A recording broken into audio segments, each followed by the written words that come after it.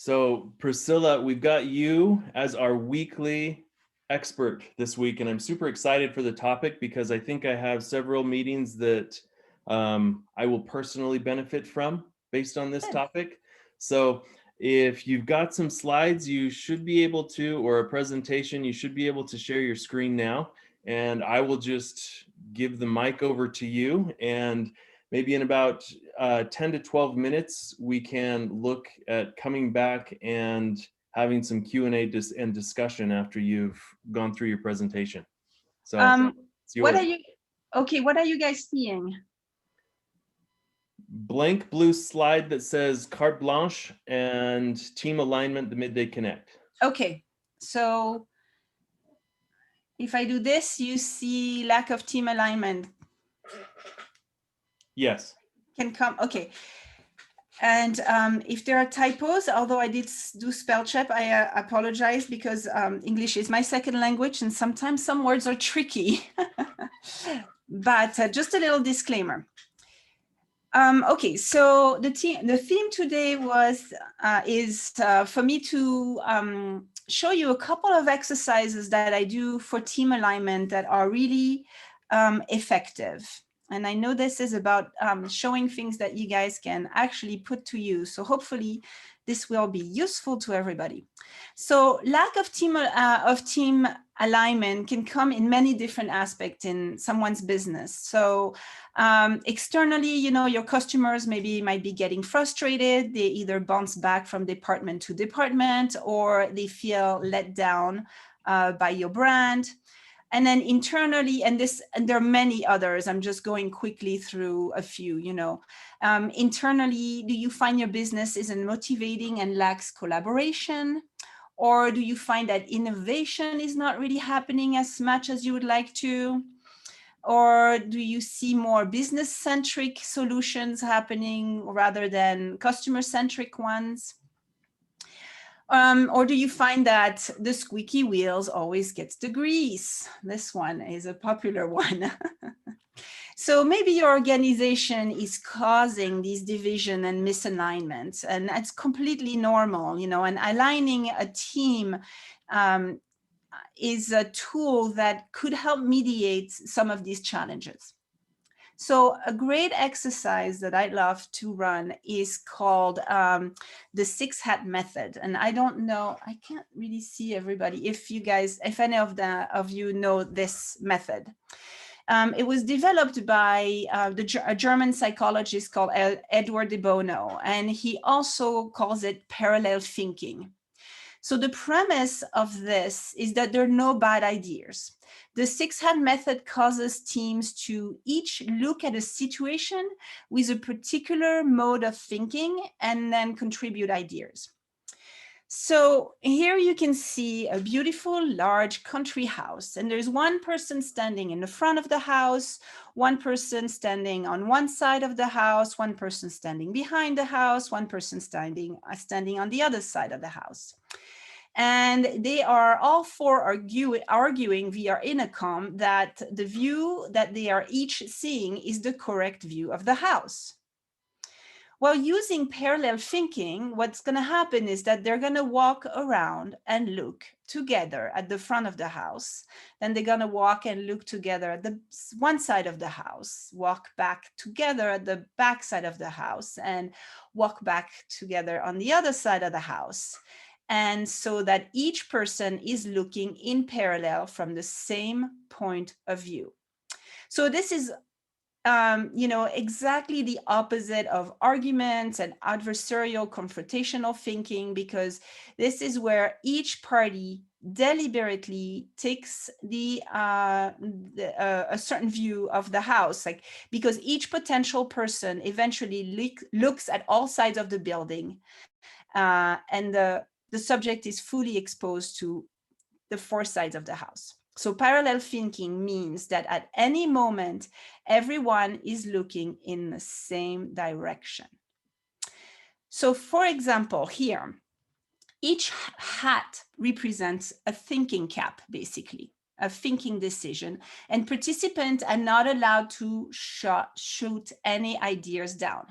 We are all thinking in the same direction. So for example, let's say that the team is in disagreement about a plan of action or an idea. First, you need to choose a leader to run the exercise, somebody that will actually be wearing the blue hat. And the blue hat is the controlled and objective view. And then little by little, the team is metaphorically going to be wearing one color hat after the other and going together in the same direction, in the same thought. So white hat being the factual, informative hat. Red hat is the emotional one, the intuitive hat. Black hat is the doubt one, the contradictory hat. The sunny positive one is going to be the yellow hat, and the fresh creative is going to be the green hat. So I'm going to take you through how that looks like.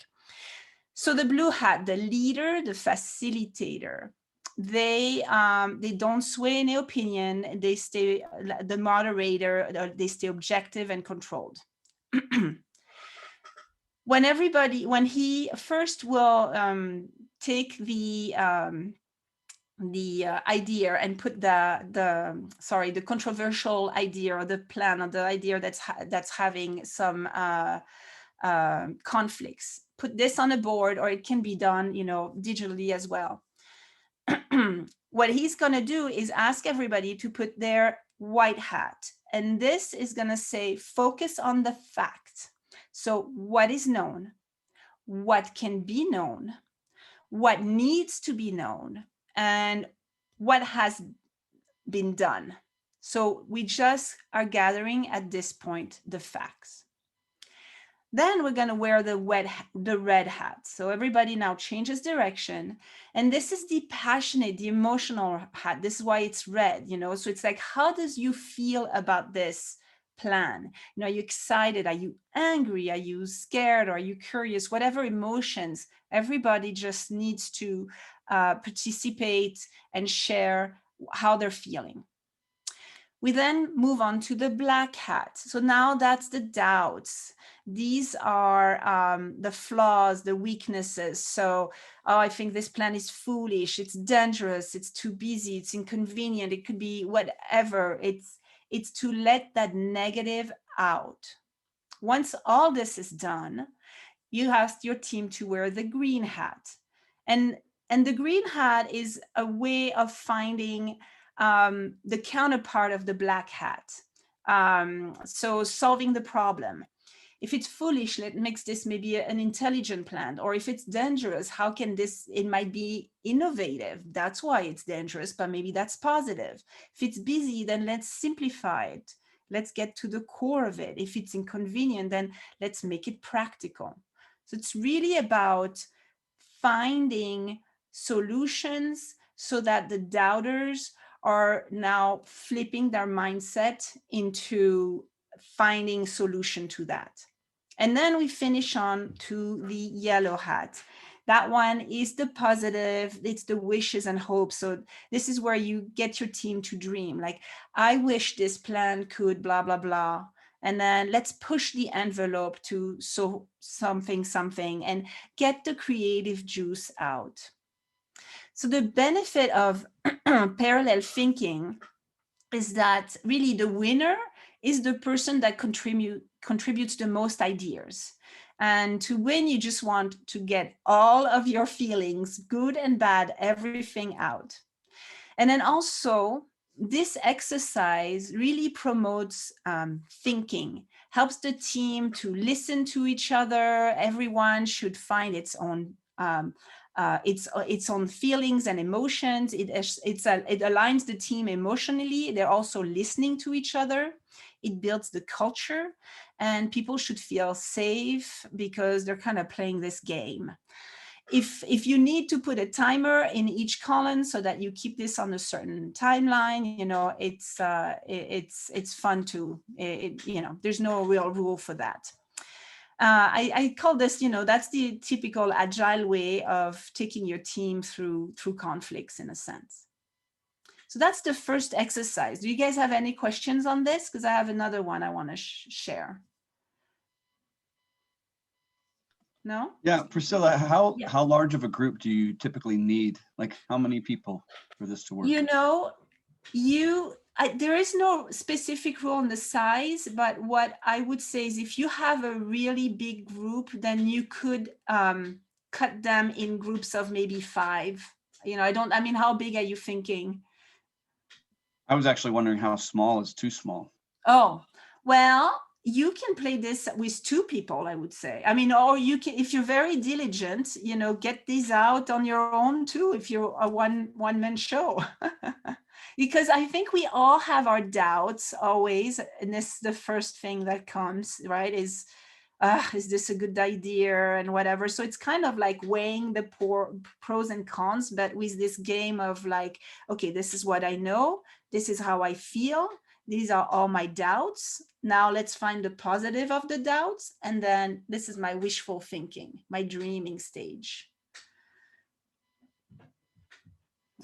Any other questions?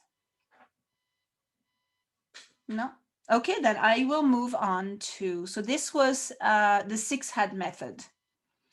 I don't know if anybody is familiar, he might be a little more popular, the lightning decision jam from AJ Smart. Does anybody knows him? And I can't see you, so you have to talk. If anybody, no? Oh, good. I'm so glad, because he's a little more popular, so. So AJ Smart, it's called LDG also for lightning decision jam. First, we're going to outline the problem on hand, and all these exercises of team alignment works the same way, right? It's like we have a problem on hand. We're going to play, it's another game, the sailboat exercise. So first, and this one is supposed to be done in an hour's time frame. So you'll see I have a clock to show you how much time for each exercise. So this can be done also, usually, I mean, the idea started with Post-its in person, but now you can do this with many of the annotation softwares like Miro and all the other ones. So first of all, we're going to start on the positive notes and get the work that gets us worked on the right foot. So basically everybody on their own lists all the positive of that one problem or issue that we have on hand. One positive thought per Post-it. And so if you're on a digital, they have these little squares that are like digital Post-its. So spend 6 minutes on this, and same thing, this can be as large of a team because everybody is just working on their own. And this works really well with very large teams. Just make sure that you get enough Post-its for everybody in different colors, and then just a Sharpie. So after the 6 minutes, everybody presents their own thoughts. We take 6 minutes and we all just present their positive thoughts. After this, once again, everybody works on their own, and this time they put all the negatives of the problem on hand. One negative per Post-its, like, like this is just a bad exercise, and I don't like this plan because X, Y, and Z. And so if they have different thoughts, it's good to have one thought per Post-it.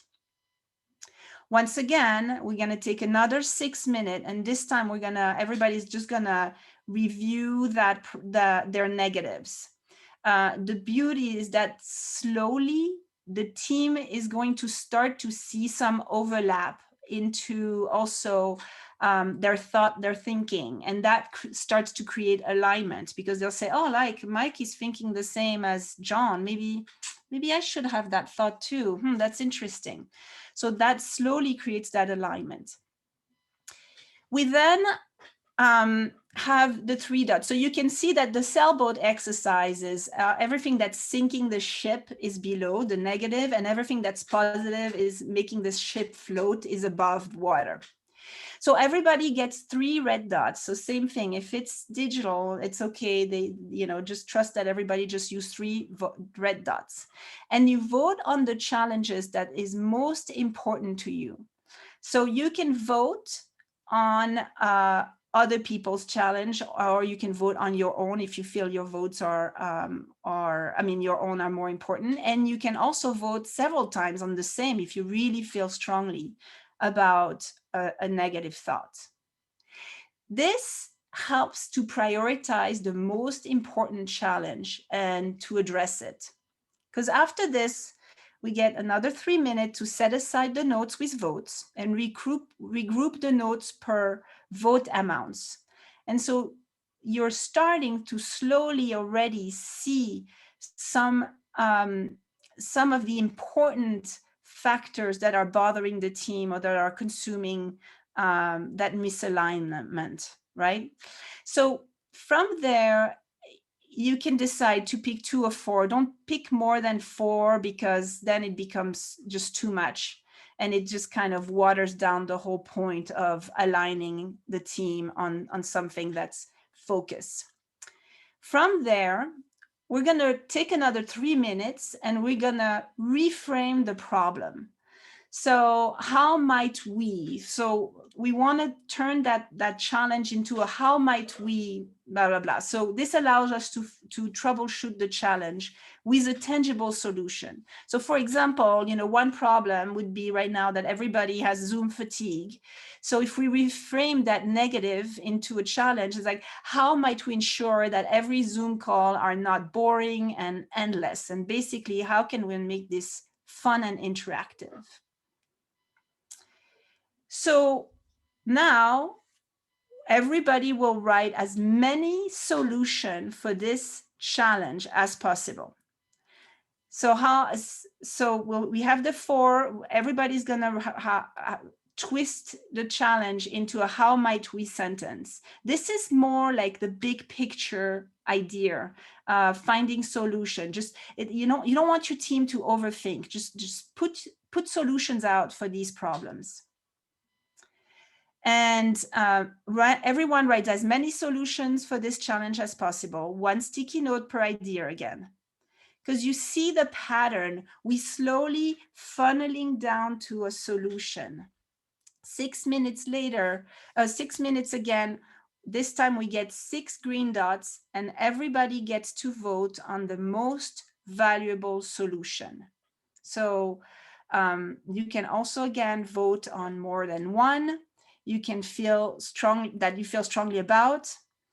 So once again, we're funneling down. So we had positive, we had negatives.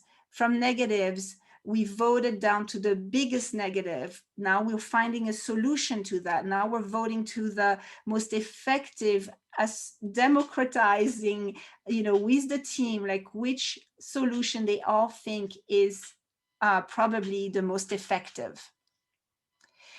Once again, we prioritize the solution by votes.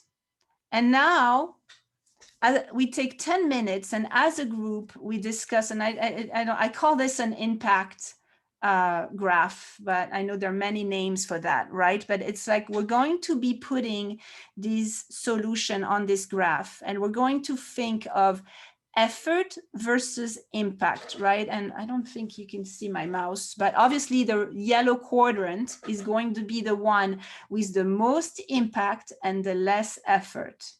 And we don't want to be on the bottom right, which is the least impact and the most effort.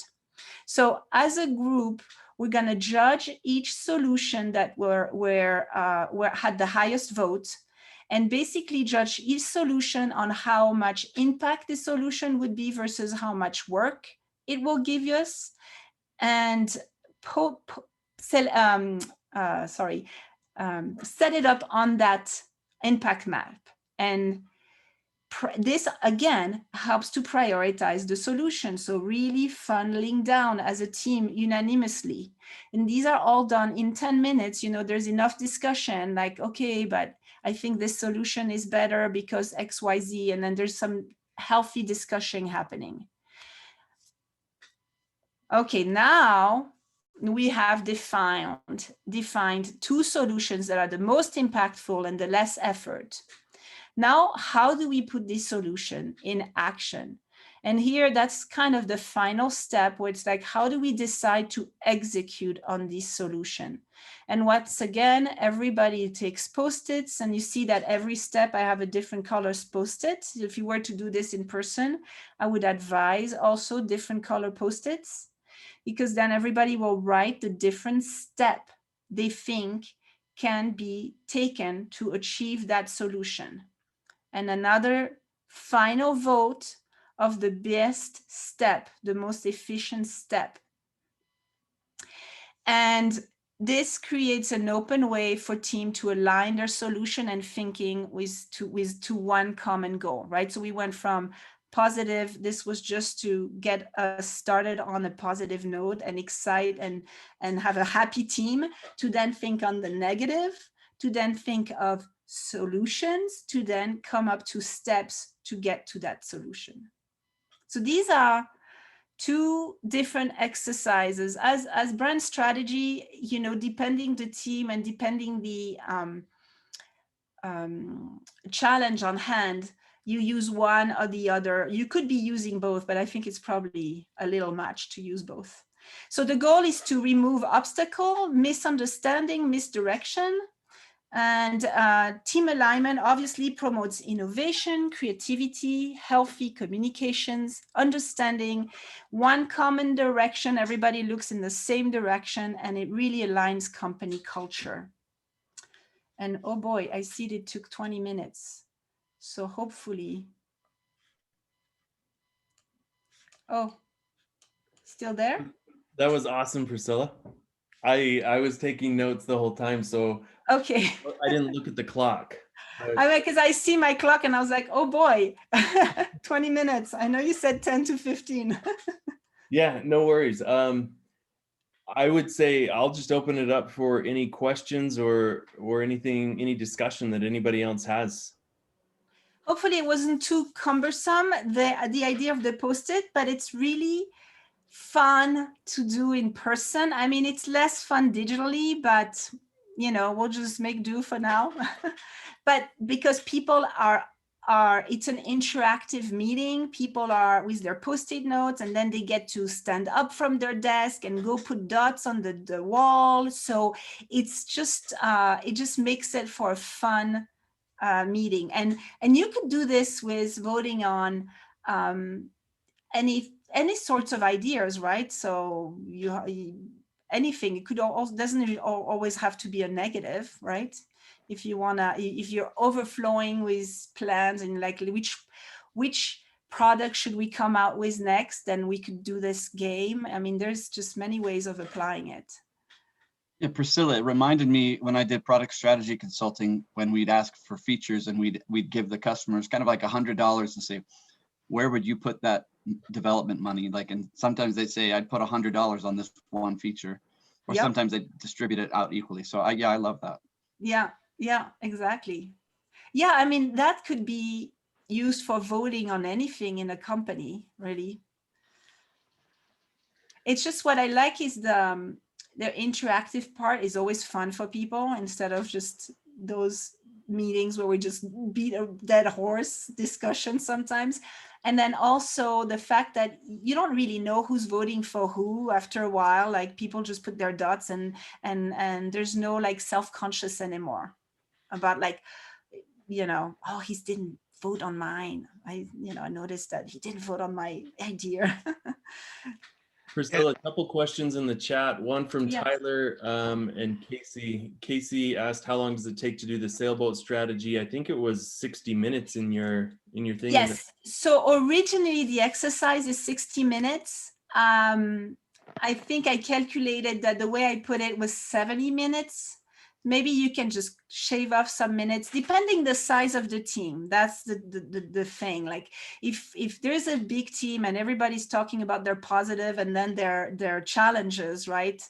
That might take a long time. So it's up to you. You could also say, okay, 1 minute per person if there's a big team, and then always all in my strategy workshop, I use my timer for everything so that we can really stay focused, because we can just quickly go into rabbit holes.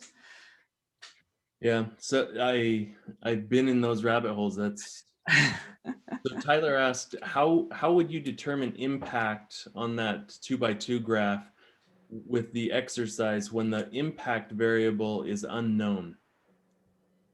I think that's the things you discuss is like, okay, what, and you could do that. Another exercise just on that impact, saying, okay, what do, or just apply the 6 hat method. What do we know on that impact? What are the pros? What are the cons, right? Like what's the positive, what's the negatives? And yeah, and maybe apply another exercise within that exercise of this impact map.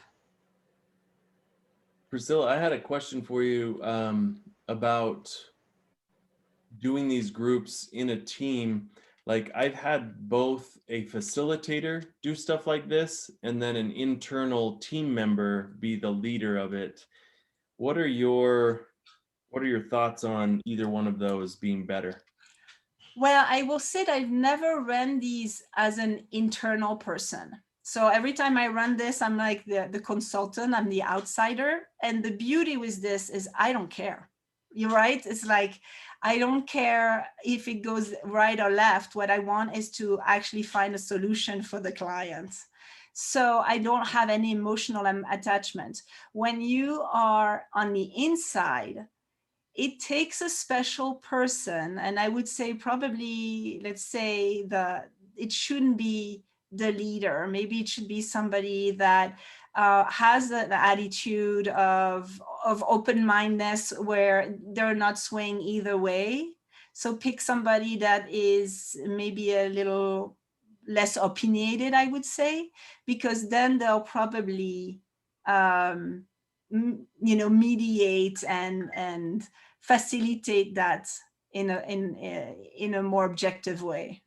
Because I think we are all humans, we all have emotions. This is why in the 6 hat exercise, we start after the white, the facts, we start with the red hat, which is the emotional one. Let's just get our emotions out.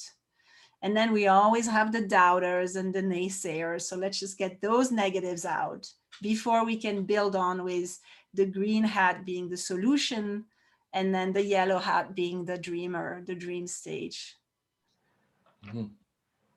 That's good.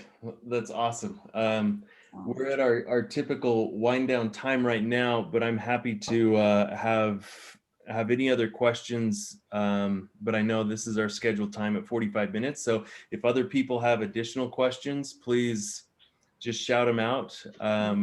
We could probably keep the room open for another 5 minutes or so. But otherwise, if you need to drop off, totally understand. That's our schedule. But Priscilla, this is fantastic. I think I would be the facilitator. I'm sorry, what did you say? You cut off. Yeah, I have a question, Priscilla. So I've read Yes. the book, The 5 Dysfunctions of a Team. Have you read that one? Oh, no, I haven't. I need to write it down. So it's like a pyramid, and they talk about, the first base is like absence of trust in a team, and the second part is fear of conflict.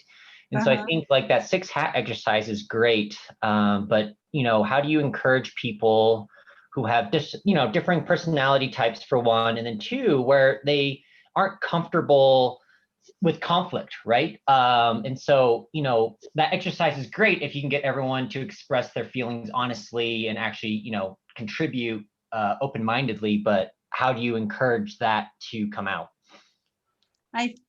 Well, as the facilitator, that's where, you need a good facilitator to mediate that. I have to say that I don't know if it's because of the way I was brought up, but it was always in the middle of my dad and my mom as an only child. And so I'm very much of a harmonizer.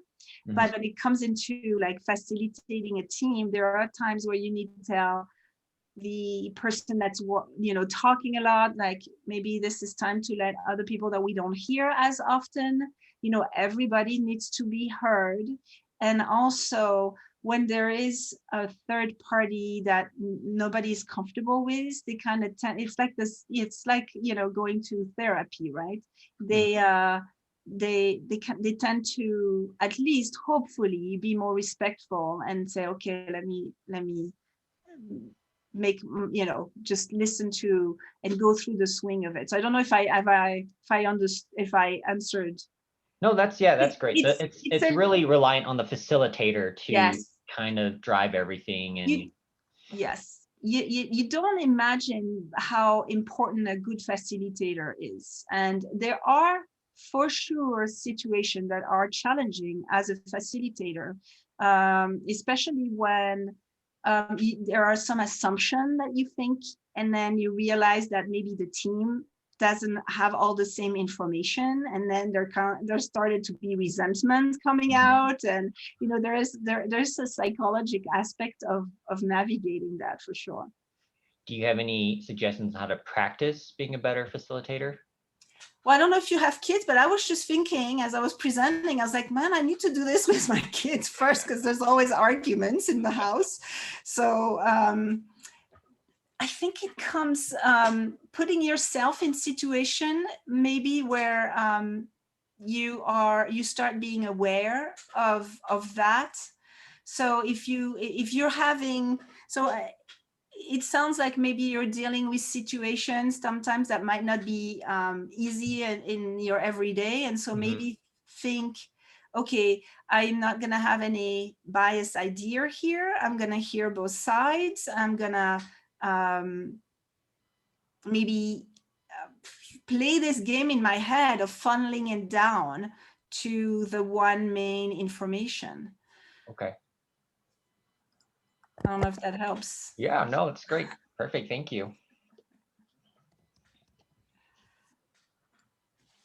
And I'm going to put that book on my list of many books. Yeah, it's a fantastic one. It's awesome. There are not many books that I would claim are sort of quintessential for a business leader to read, but The 5 Dysfunctions of the Team is one of them. Is one of them. Yeah, definitely.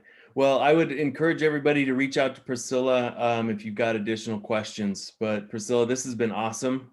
I definitely want to run through some of these two exercises on our team. So really appreciate it, and we'll see everybody next week. Thank you very much. Thank you for having me, and thank you, everybody. I'll see you next week.